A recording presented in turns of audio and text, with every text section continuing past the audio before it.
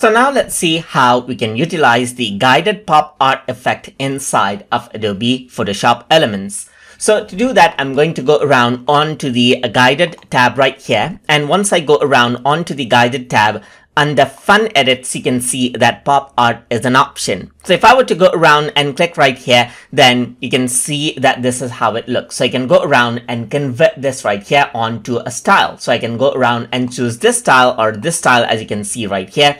So let me just go around onto the first style and click on Convert Image Mode right here. So once I do that here, you can see that the image changes out right here onto total black and white. And you can go around and add in a color right here, just like this. So there you can see that that is what you have right here, just like that. And then finally, you can duplicate out the image right here.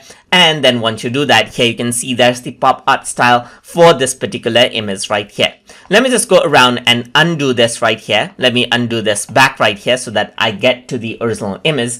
And if I want to use another style, then simply go around and choose that. Click on Posterize Image right here. You can add in Neon Glow over here onto the image and then duplicate out the image right there. So these are the two types of effect, as you can see, just like this, that you can add on as pop art effect right here. And that is it. So that is how you can use the guided pop art effect inside of Adobe Photoshop Elements. So I hope you guys learned something as always. And as always, please like, comment, share, and subscribe.